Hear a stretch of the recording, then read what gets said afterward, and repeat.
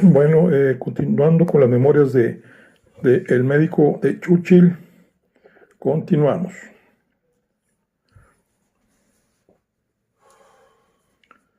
El Cairo, 2 de diciembre de 1943. Cuando llegamos aquí, de regreso de Teherán, advertí que tendríamos problemas.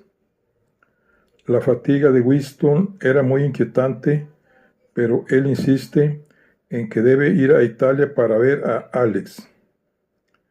Esta mañana le dije que sería una locura ponerse en camino cuando se encuentra tan decaído. Esto fue motivo para que se encolizara. No voy a ver a Alex para divertirme. Tal vez sea nuestra última esperanza. Tenemos que hacer algo con esos malditos rusos. En aquel momento lo atribuí a su costumbre de blasfemiar, pero luego me pregunté si no sería el primer indicio de que Winston se daba cuenta de que si quería ayudar a los países de Europa Oriental, tenía que llegar ahí antes de que el Ejército Rojo. Esperaba que Alex pudiera ayudarlo en sus propósitos. En una entrevista con el presidente Inonu en el Cairo, Winston hizo una última tentativa para lograr que Turquía entrase en la guerra, pero Inonu hizo ver claramente que es a Rusia y no a Alemania a quien teme Turquía. Ahora el primer ministro parece casi totalmente agotado. Esta noche me dijo: hasta ahora nunca me había sentido así. ¿No puede darme algo para que no me sienta tan exhausto? Sin embargo, por grande que sea su cansancio nervioso, todavía pasa muchas noches en agradable compañía, lo que parece devolverle su vitalidad. Anoche estuvimos sentados a la mesa desde las 8 hasta las 11:50, mientras a Mountbatten, o sea, el almirante Lord Louis Mountbatten, comandante supremo aliado en Asia Sudoriental, se le abrían y cerraban los ojos espasmódicamente. Después de levantarnos de la mesa, pasamos otra hora y media en la sala. El viaje a Italia ha sido descartado por ahora, gracias a Dios. En cambio, iremos a Cartago, donde nos alojaremos con el general Eisenhower. Cartago, 11 de diciembre de 1943. Nuestro avión Skymaster aterrizó poco después del amanecer cerca de Túnez. Soplaba un viento frío sobre el aeródromo desierto y no había automóvil ni nada. A pesar de nuestras protestas, Winston descendió del aparato, donde había una atmósfera cálida, se sentó en un cajón y contempló sombrío el arenoso terreno. Descubrí que el aeródromo donde nos esperaban era otro, a 24 kilómetros de ahí. Volvimos a subir.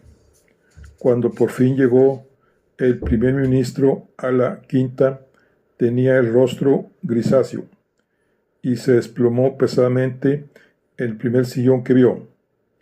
Fui a acostarme temprano y me desperté para encontrar al primer ministro en bata, de pie junto a mi cama. Tengo un fuerte dolor aquí, dijo, poniéndose el dedo sobre la clavícula. ¿Cuál puede ser la causa? Lo tranquilicé. Probablemente por la mañana no volveré a oír hablar de ese dolor. 12 de diciembre de 1943. Al levantarme, fui a la alcoba del primer ministro. Se le había pasado el olor, pero tenía una temperatura de 38.3 grados. No pude encontrar ningún indicio alarmante al examinarle el pecho, pero si llega a enfermar, no tenemos nada en ese lugar olvidado de Dios, y por tanto pedí por telégrafo al Cairo que enviaran 2 enfermeras y un patólogo. John Martin, el primer secretario privado del primer ministro, quería saber qué debía decirse a la señora Churchill y al gabinete. Diga la verdad al gabinete, fue mi respuesta. Si resulta que el primer ministro no tiene nada, su confianza en mi buen sentido sufrirá un golpe al saber que el gabinete se ha alarmado. Esta noche su temperatura sigue alta. Cartago, 13 de diciembre de 1943. Esta mañana la temperatura del primer ministro había bajado a 37.2 y estaba muy animado.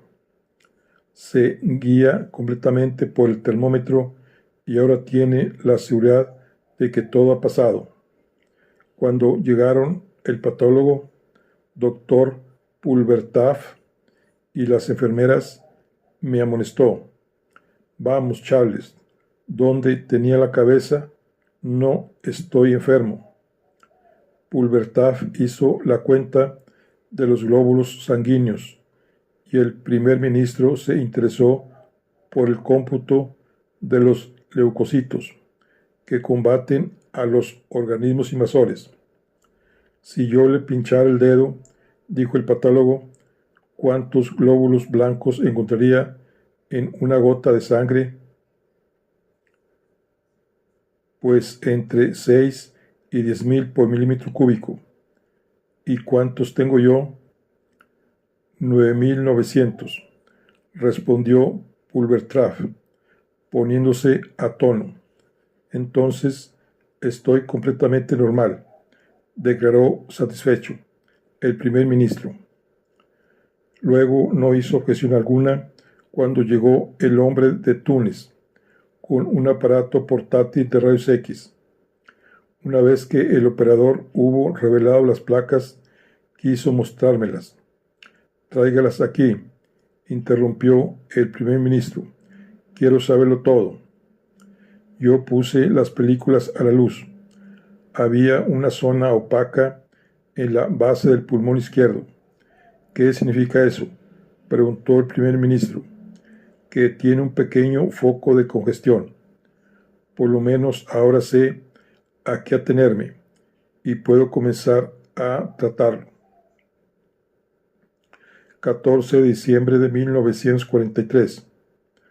Han aparecido indicios de pulmonía y la temperatura y las pulsaciones van en aumento. Estimo que debería darse alguna información al público sin más demora. Harold Macmillan, que fue nombrado primer ministro a raíz de la renuncia de Anthony Eden, sostiene que por ser el único miembro del gabinete que está aquí, cualquier decisión al respecto debe ser sometida a su aprobación. Pero yo entiendo que se trata de una cuestión médica y que soy yo quien debe tomar la decisión que sea necesaria. Acaba de llegar del Cairo el cardiólogo Dr. Bedford. No ha sugerido cambio alguno en el tratamiento, pero su presencia hará que en Inglaterra permanezcan tranquilos. Esta tarde a las 6, la enfermera vino para pedirme que fuese enseguida a ver al primer ministro. No me siento bien, dijo, con cierta ansiedad. Mi corazón está haciendo cosas raras. Parece estar dando saltos en todas direcciones. Tenía el pulso muy rápido, irregular, y las bases de los pulmones congestionadas, y podía sentirse el borde del hígado bajo las costillas. Le administré digitalina y sentándome a su lado, escuché su respiración agitada.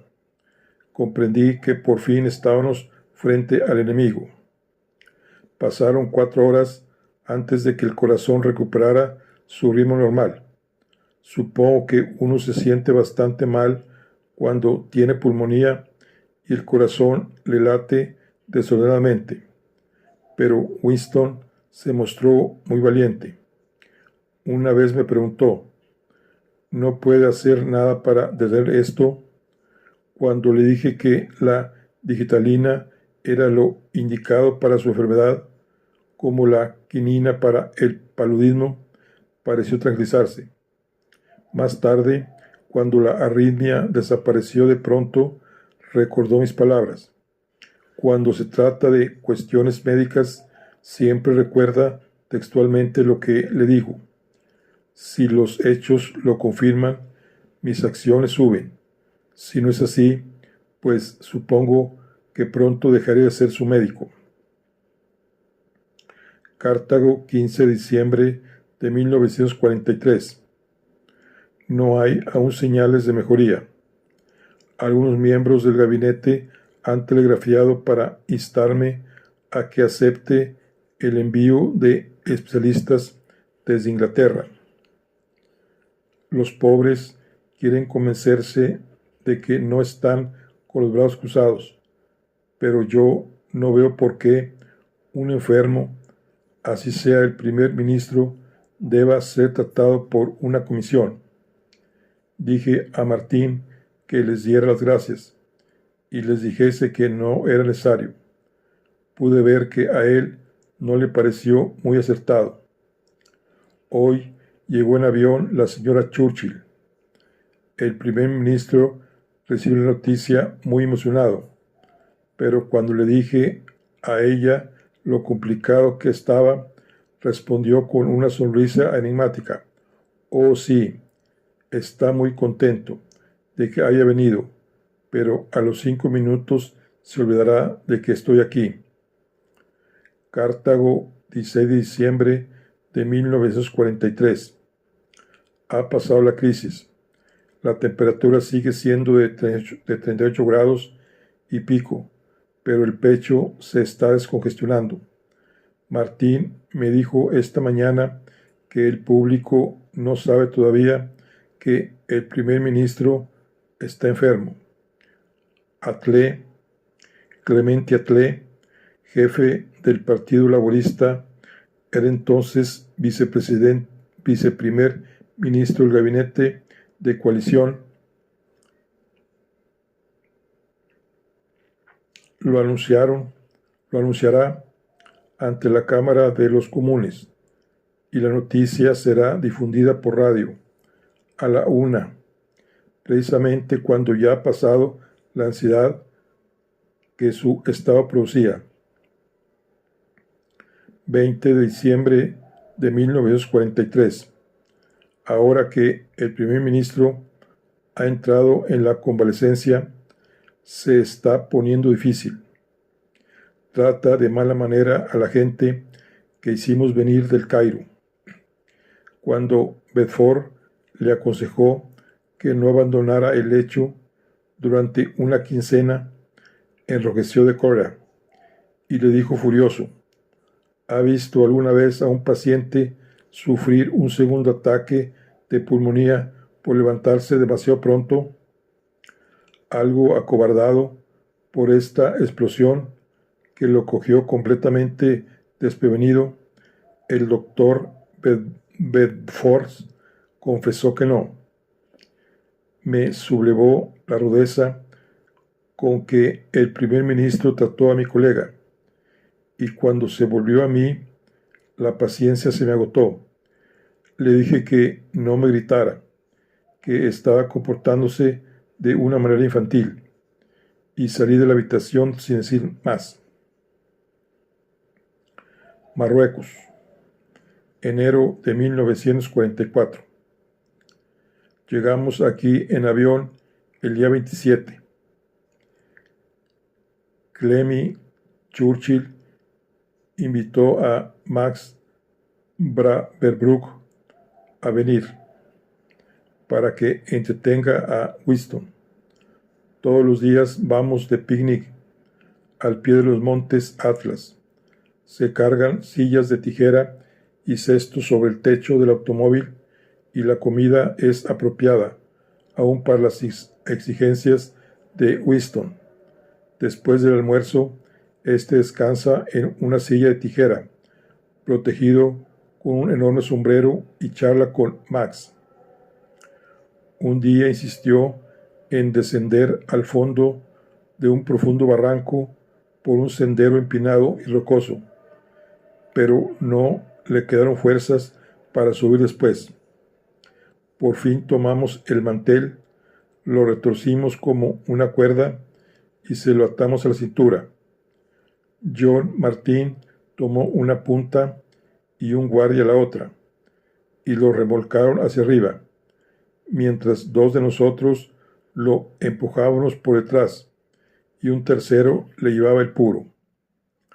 A medida que aumentan sus fuerzas, recupera su antiguo apetito por los asuntos, por los asuntos.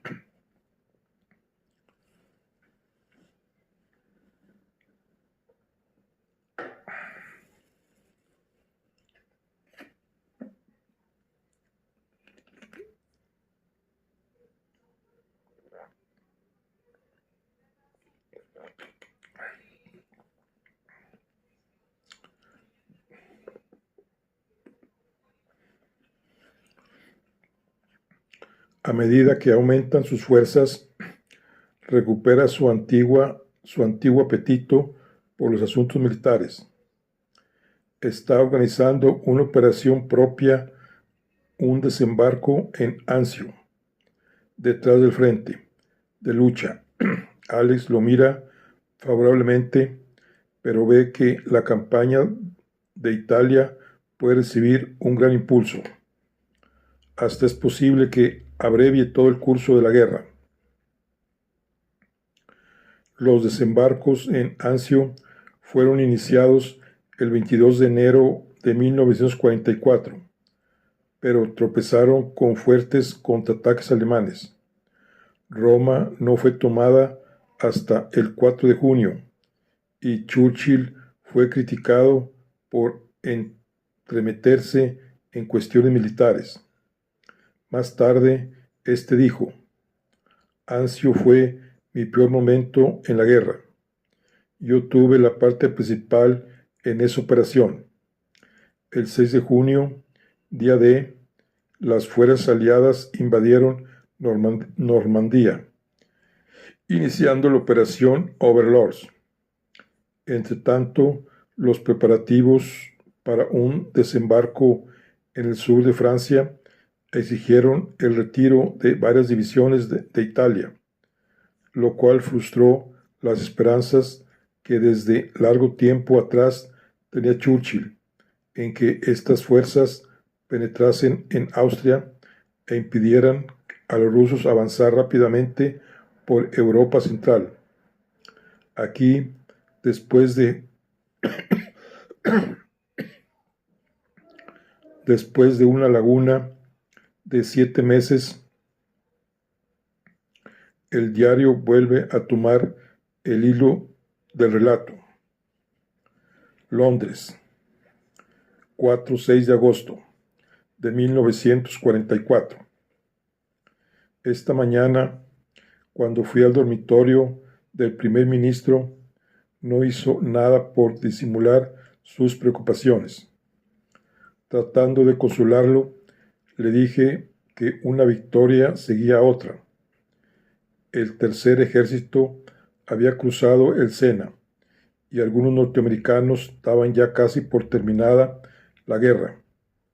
Winston estalló. Dios mío, ¿no se da cuenta de que los rusos van extendiéndose por toda Europa como una marea? Han invadido Polonia y nada les impedirá marchar sobre Turquía y Grecia. No ve ninguna finalidad útil en los desembarcos hechos en Francia, que trató de impedir a toda costa. si por lo menos esas 10 divisiones hubieran sido desembarcadas en los Balcanes, los norteamericanos no quisieron escucharlo. Pero no se puede tener mucho tiempo a Winston en el suelo. Cree que Alex está todavía a tiempo de entrar en los Balcanes. Nuestras tropas se encuentran ya cerca de Florencia. Al decirlo, se sentó en la cama. Tiene que ver a Alex. Por tanto, la próxima semana saldremos para Italia.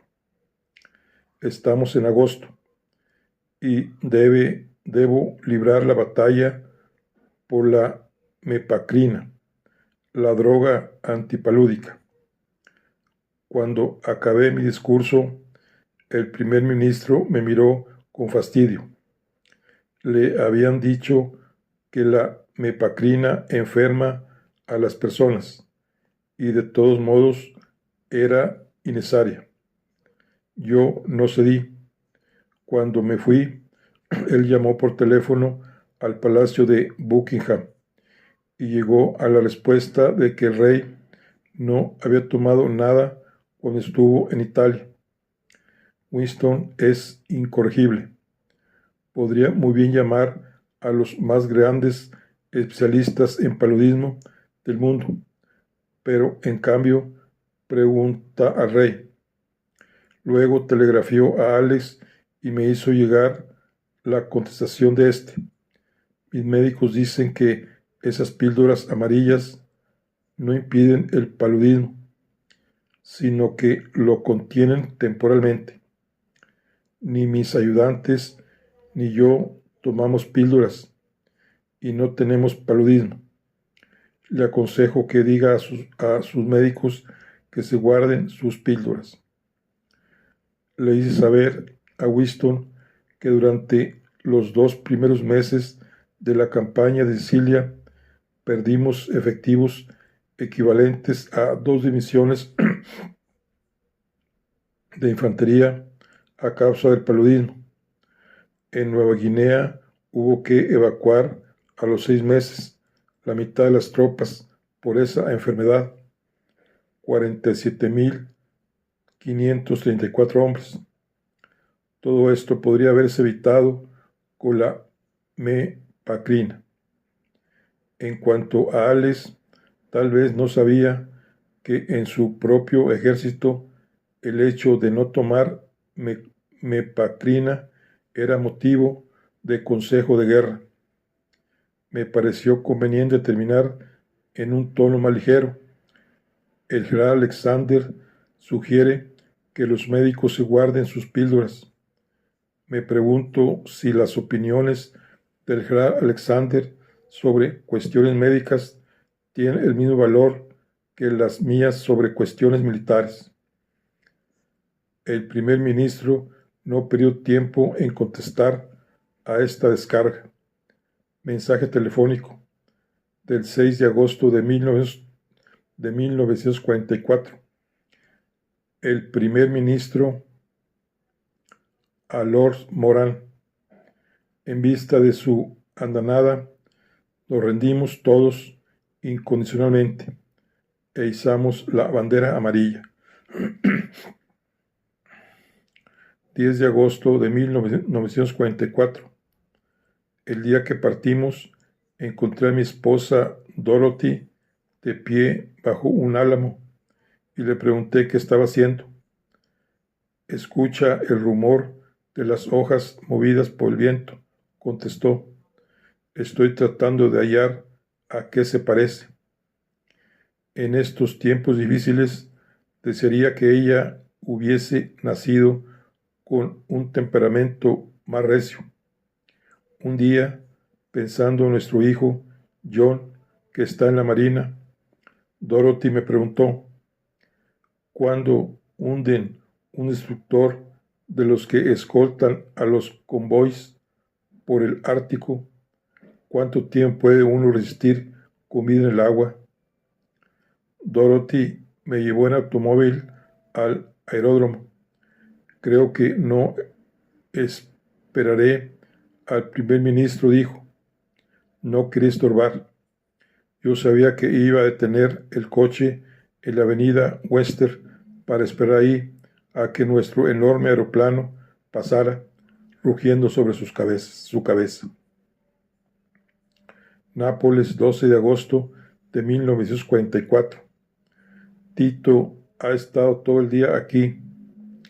A Winston le hace gracia su vistoso uniforme y la pareja de bandidos de aspecto feroz y cargados de pistolas que trajo como guardaespaldas. Tito quería apostarlos detrás de su silla durante el almuerzo, probablemente por si se producía algún atentado, pero aceptó que estuviesen plantados del otro lado de la puerta. Winston dijo a Tito que es un comunista declarado, que la posición internacional de Yugoslavia sería más fuerte con el rey Pedro que con una república. El rey Pedro II se convirtió en héroe nacional en 1941 por su valerosa oposición a los nazis.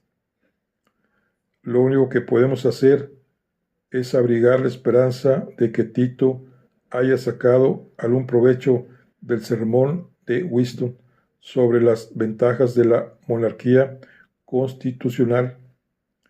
Winston tiene un punto de vista romántico acerca de la realeza y los reyes como tales. El rey y la patria en este orden es más o menos toda la religión de Winston, pero lo toma muy en serio. 13 de agosto de 1944. Mientras el primer ministro se bañaba en Capri, fui con Atle a ver la Gruta Azul. Se sentía un fresco agradable al atravesar la bahía. La mayoría de los políticos son personas audaces, pero Atle no parece tener confianza en sí mismo. Si bien me dijo que nunca se preocupa por nada y se limita a hacer las cosas lo mejor que puede, estoy seguro de que Winston lo tiene en menos de lo que vale. Luego me contaron que lo trata con altanería y que los demás miembros del gabinete se comportan como una partida de escolares temerosos del director. A nuestro regreso a Nápoles, nos encontramos con un gran convoy que partía para el desembarco en el sur de Francia. El primer ministro ordenó que nuestra lancha diera vuelta en torno a los barcos, mientras él, de pie, saludaba y hacía la V de la victoria. Los soldados que estaban en cubierta lanzaron vítores y unos cuantos saludaron con sus gorras. Siena, 20-21 de agosto de 1944. Alex dice que la preocupación de los norteamericanos por la invasión de Francia y su indiferencia hacia la campaña de Italia está debilitando su mando. Sabe que solo Winston puede evitar que éste se desintegre. Todavía estamos a tiempo de enderezar las cosas, añadió convencido. Ha preparado con gran habilidad la forma de cortejar a Winston. Nos llevó por el mismo camino que usaba el quinto ejército y hasta hizo desviar a Winston para mostrarle una batería norteamericana con un nuevo cañón de 24 centímetros y lo invitó a hacer el primer disparo, que produjo un terrible estrépito con gran satisfacción de su parte. Fue también un gesto acertado imitar para el almuerzo al general Mark Clark, que es el comandante del quinto ejército norteamericano en Italia. Cuando Winston advierte la presencia de alguien, por lo común es debido a que tiene buena figura y modales alegres, como en el caso de Mark. Después de su primer encuentro, el primer ministro lo bautizó como el águila norteamericana, y de inmediato congeniaron como si se conocieran de toda la vida. Clark no podía ocultar su amargura cuando habló del espléndido instrumento de combate que había forjado para ver que se lo quitaban de las manos cuando estaba a punto de deshacer al enemigo. El primer ministro se impresionó mucho y fue a acostarse visiblemente apesadumbrado, melancólico y resuelto a hacer reforzar el ejército de Italia. Han pasado años desde que escribí esta parte de mi diario y aún abrigo ciertas dudas acerca del buen criterio de la campaña de Italia. ¿Fue un fiasco o una oportunidad desaprovechada? Winston pensaba que si los norteamericanos hubieran puesto su voluntad y sus naves de desembarco en la operación, tal vez hubiera podido cambiar el mapa de Europa.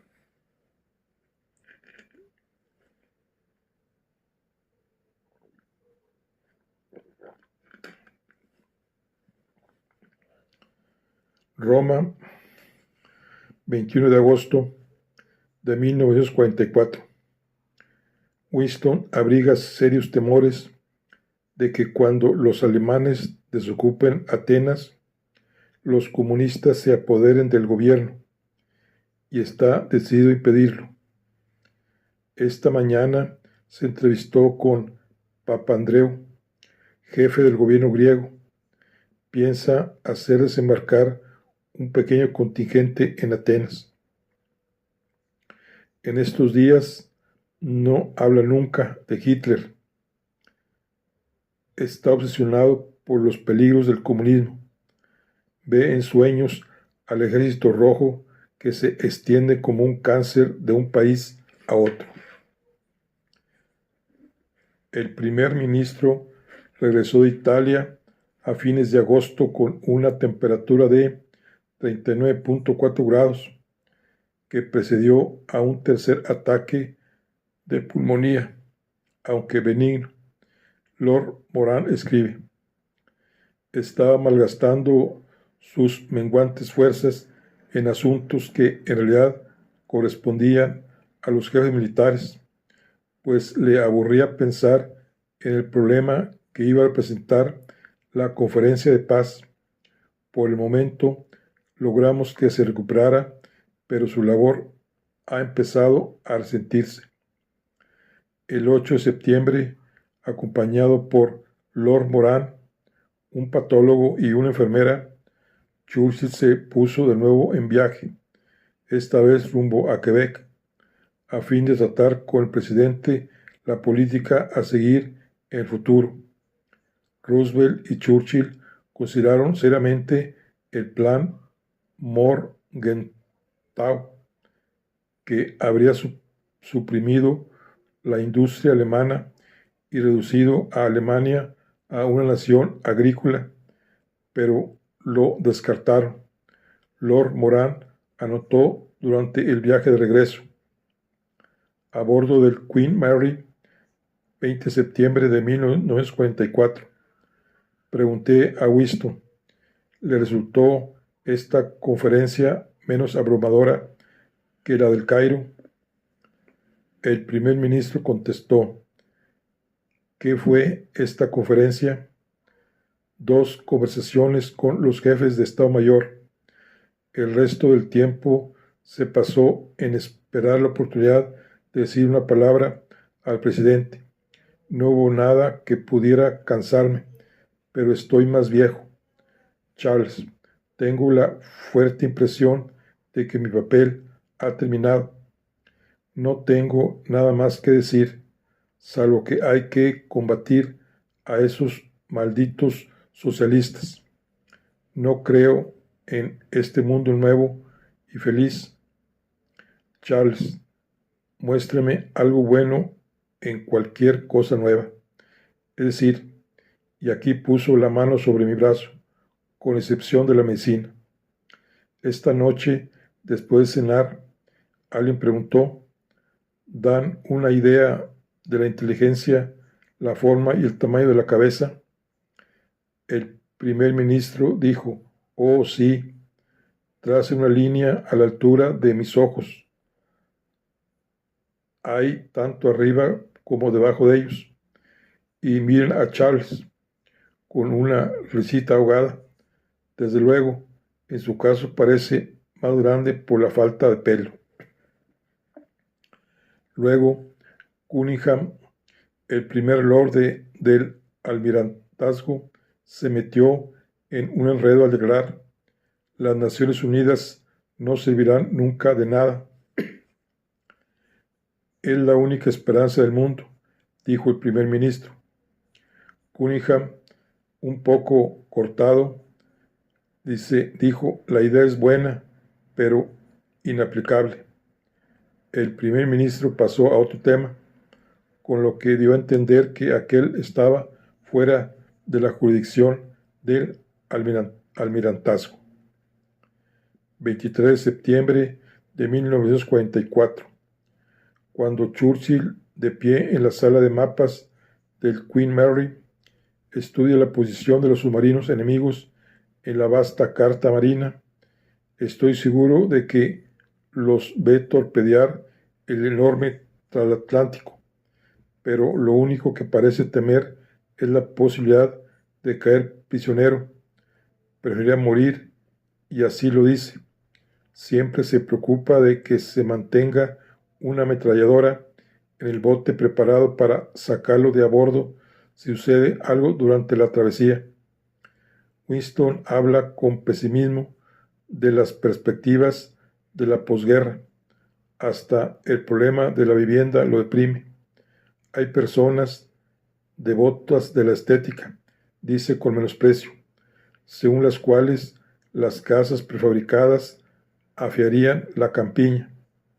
La campiña está destinada a ser habitada. Nada es más hermoso que ver el humo que sube en espiral de los techos, mientras con una sonrisa abajo se está preparando la comida. Debe haber algún lugar en que puedan vivir 300,000 soldados de regreso en su país, y me gustaría que fuesen reconstruidas las casas de la gente pobre al sur del Támesis, y que se hiciesen un gran parque para los chicuelos con estanques llenos de peces y muchas fuentes. Una vez de regreso a Londres, advertí que Italia había desaparecido de la conversación del primer ministro.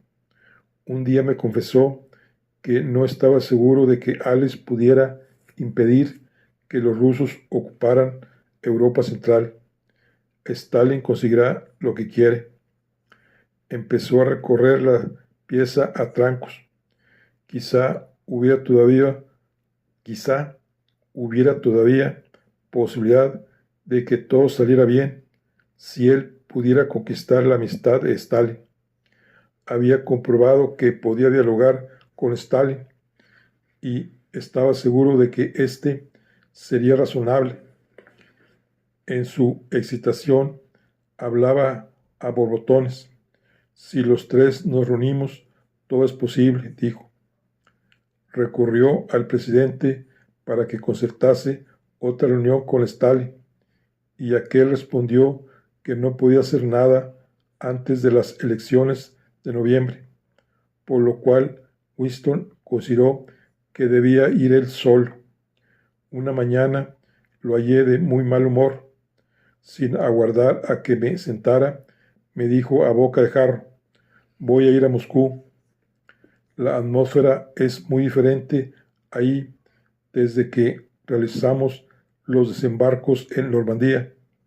La aprovecharé para llegar a un arreglo amistoso con Stalin acerca de las fronteras de Polonia. Octubre de 1944. Salimos del aeródromo de Norholtz antes de la medianoche del 8 de octubre, y Winston me hizo llamar media hora antes de aterrizar para que le tomase el pulso. Lo encontré dormitando. Se le había caído de la cara la máscara de oxígeno y el gas silbaba mientras él tenía en la mano su puro encendido. Un día de estos volaremos todos en llamas. En Nápoles, Winston se entrevistó con Alex, quien le dijo que nuestro ejército está empantanado y que no podía hacerse nada hasta la primavera. Entonces gruñó el primer ministro: será demasiado tarde. Durante su visita a Moscú, Winston encontró al oso, como llama a Stalin, más amistoso que nunca, pero siempre terco. Winston estaba de buen humor. Stalin negó categóricamente que Rusia deseara convertir el mundo al comunismo. Aunque quisiéramos, no podríamos hacerlo, dijo el primer ministro. Los rusos no somos tan astutos como usted cree. Somos simples, casi estúpidos. Winston trazó pues sus planes sobre la base de que la palabra de Stalin representaba una garantía inquebrantable. Parece increíble, pero por el momento la roja lucecita de alarma se apagó. Sin embargo, al regreso a Londres, el primer ministro pareció caer en la cuenta de que no había conseguido nada de Stalin y de que Polonia había quedado en las garras de Rusia. Entonces volvió a una política más realista. Yo había empezado a relacionar esos bruscos cambios de opinión en Winston con el desgaste de sus energías físicas. Encuentro esta nota en mi diario, escrita en 1944. Estoy convencido de que todas estas vacilaciones, esta política contradictoria, se debe al agotamiento de Winston. En un momento dado, abogaré ante el presidente por la formación de un frente común contra el comunismo y poco después, con desconcertante rapidez, haré algo por ganar la amistad de Stalin. Vacilaciones. Todo esto me suena ahora como la historia de un combate en retirada que comenzó en enero de 1944 con lo de Anzio y solo terminó con su actitud firme en Grecia al comenzar el año siguiente.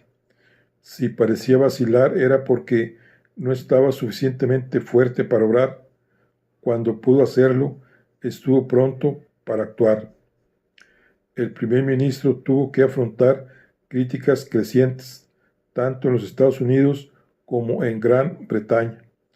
Al parecer, fue el único que comprendió el peligro que corría la libertad de Grecia.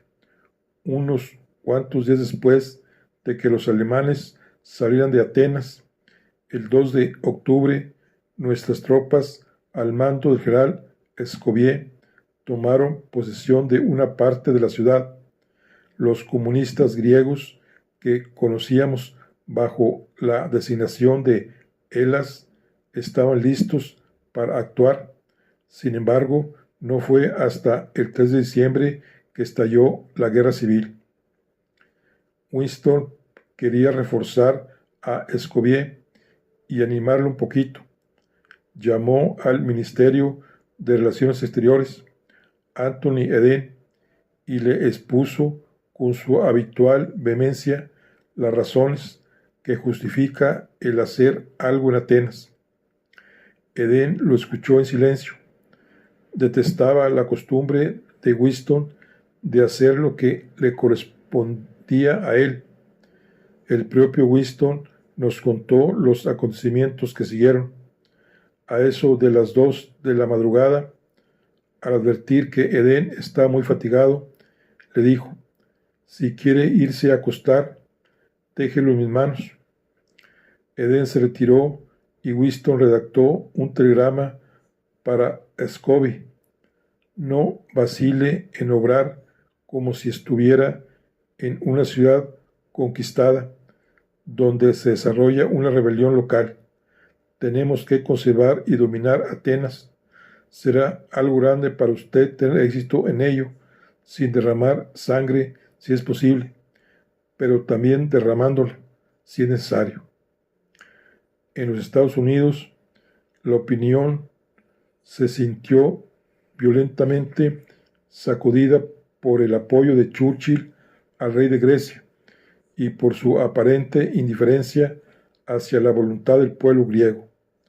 Poco después se pusieron muy tirantes las relaciones entre la Casa Blanca y el número 10 de la calle, Dowings. En aquel momento, la orden del primer ministro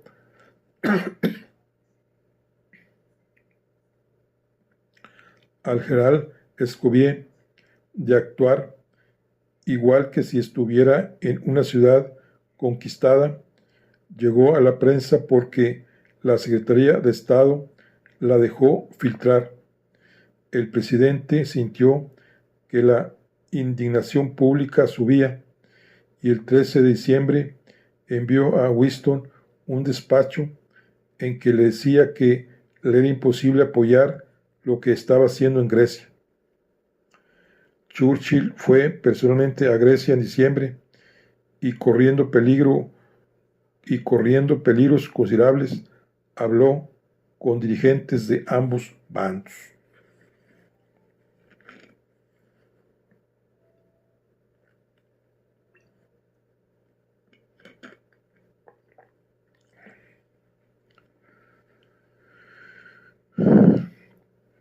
Una de las cualidades más simpáticas de Winston era la de que nunca salía con la clásica frase de "se los dije". Pero 2 años más tarde, la tentación debió de ser casi irresistible, pues la política seguida por él en Grecia fue adoptada de la A a la Z por los Estados Unidos. Un gobierno comunista en Grecia sería considerado peligroso para los Estados Unidos, dijo en marzo de 1947 Dean Acheson, el secretario de Estado interino. Una vez más, Winston había tomado la delantera y había logrado que Grecia siguiera siendo una nación libre.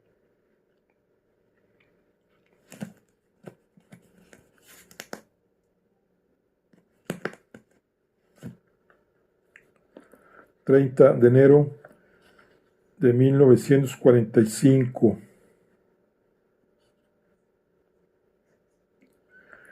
Grecia no es más que una pequeña parte del problema que se plantea al primer ministro. ¿Qué suerte habrá de correr el resto de Europa? ¿Y Alemania? ¿Ayudará Stalin a derrotar al Japón? Tales son las cuestiones que deben resolverse en la próxima conferencia de Yalta. Salimos anoche a las 9. Una hora después de acostarme, Sawyers, el ayuda de cámara de Churchill, descorrió mi cortina y dijo que el primer ministro estaba con fiebre. Qué buena manera de empezar un viaje de casi 5.000 kilómetros en invierno. Winston me preguntó si yo deseaba mandar buscar a Whitby, el patólogo, así como informar a Clemier de su estado. Si en nuestros viajes tuviera que llamar a especialistas, a enfermeras y a Clemier cada vez que al primer ministro le sube la temperatura, más valdría que los incorporásemos a nuestra caravana. No es solo que Winston esté físicamente más débil. John Martín me dice que su desempeño de las tareas propias del cargo es deficiente y que suele irritar a los ministros con su verbosidad. Sin duda, este ataque de fiebre debería meterle un poco de buen sentido en la cabeza, pero Winston es un jugador y los jugadores no cuentan el dinero que tienen en los bolsillos. Ahora, muy cerca ya de la medianoche, pidió naipes y se puso a jugar a la basiga con Averell Harriman. Qué sujeto tan insoportable. Es que nunca piensa descansar. A bordo del Orión, Malta 2 de febrero de 1945. Esta mañana pasó lentamente frente a nosotros el barco de guerra norteamericano Quincy, a bordo del cual iba el presidente. Este, que llevaba una gorra de paño, escudriñó nuestro buque en busca de Winston, quien alzó el sombrero desde el castillo de popa, en señal de saludo. Después que almorzaron juntos, Winston declaró que el presidente se había conducido de manera muy amistosa. Debió advertir que había una vela encendida junto a mi cama cuando estábamos en la Casa Blanca, pues hizo poner una velita ahí para que yo pudiera encender mi cigarro. El presidente ha estado muy amable, repitió, como hablando consigo mismo. Normalmente Winston no admitiría una cosa como esa. 3 de febrero de 1945. Toda la noche estuvieron saliendo aviones del aeropuerto de Lucca en Malta para llevar a nuestra partida de 700 personas a través del Egeo y el Mar Negro hasta Crimea, situada a 2.250 kilómetros de distancia. Ahí, en el helado aeródromo de Saki, nos aguardaban Molotov, Vyshynski, Andrés Vyshynski, vicecomisario soviético de Relaciones Exteriores, y otros dirigentes soviéticos. El primer ministro caminó hacia el avión del presidente y esperó ahí hasta que sus guardianes lo ayudaron a descender y lo subieron a un jeep. Luego, el primer ministro se dirigió al lado del presidente hacia otra parte del campo de aterrizaje, donde estaba una banda y una guardia de honor. El presidente parecía envejecido, delgado y consumido. Llevaba un chal o capa sobre los hombros y estaba sentado mirando ante sí con la boca abierta, como si no tuviera noción exacta del lugar. Todos quedaron impresionados por su aspecto y lo comentaron después. Cuando nuestros automóviles empezaron a trepar por las montañas, vi en rápidas vislumbres robustas muchachas vestidas como soldados y con el fusil al hombro, que presentaban armas al pasar cada coche. Yalta, 4 de febrero de 1945. Esta parte de la costa del Mar Negro, que ha sido favorecida con el clima más suave de Rusia, fue anteriormente un balneario elegante.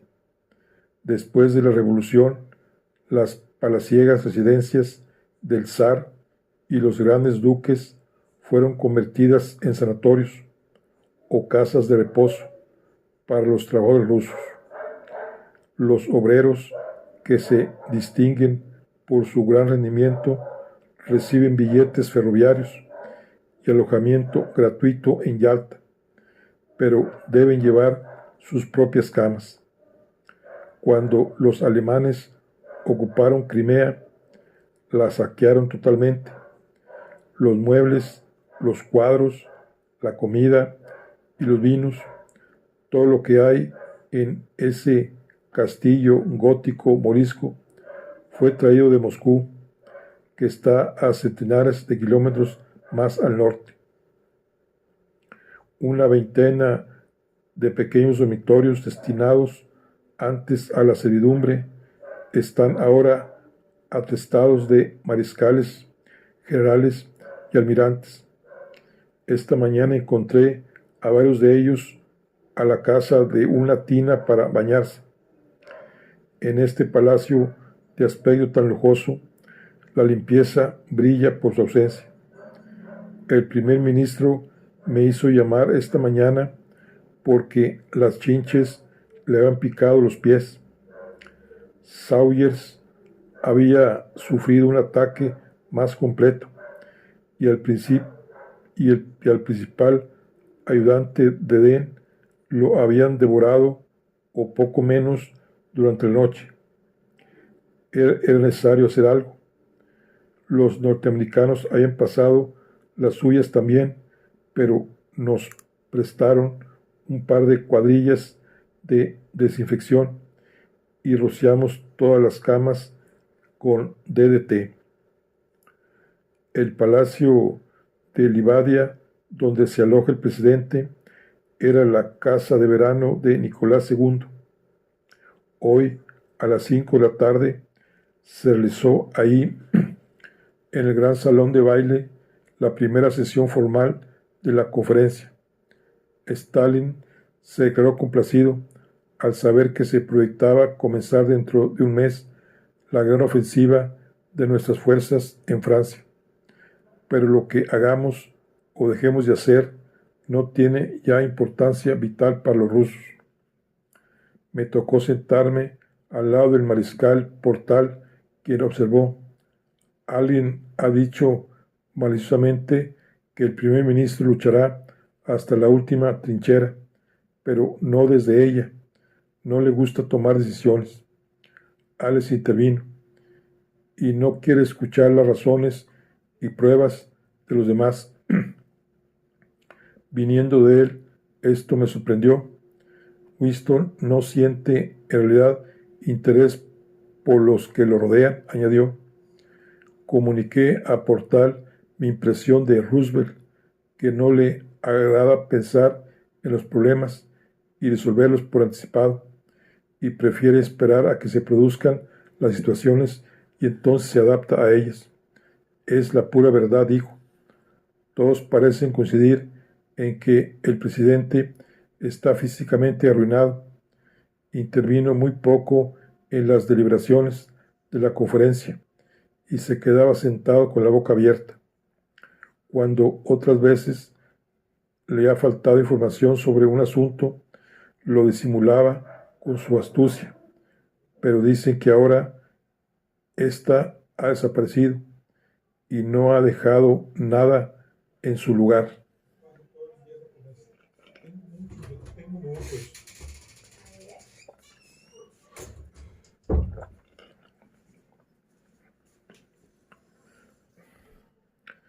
El día anterior a nuestra partida de Inglaterra, recibí una carta del doctor Roger Lee de Boston, expresidente del Colegio Norteamericano de Médicos y de la Asociación Médica Norteamericana, en la que me decía: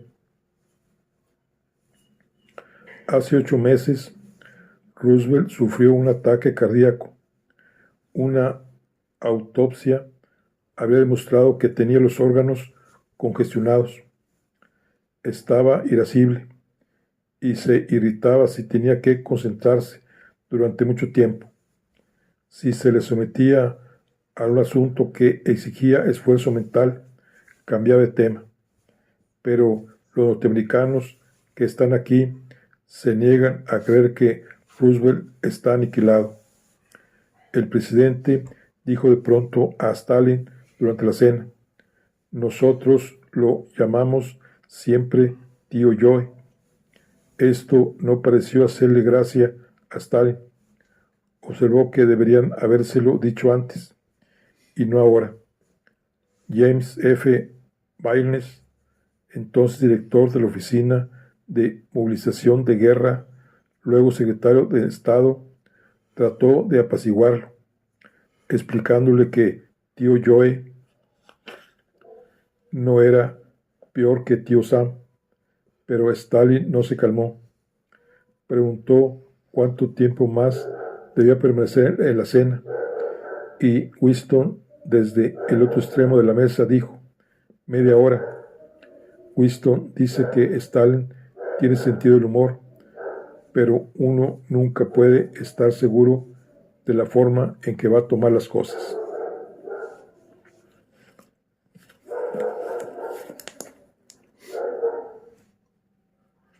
Bueno, aquí concluimos la charla del día de hoy. Nos vemos en la siguiente. Hasta luego.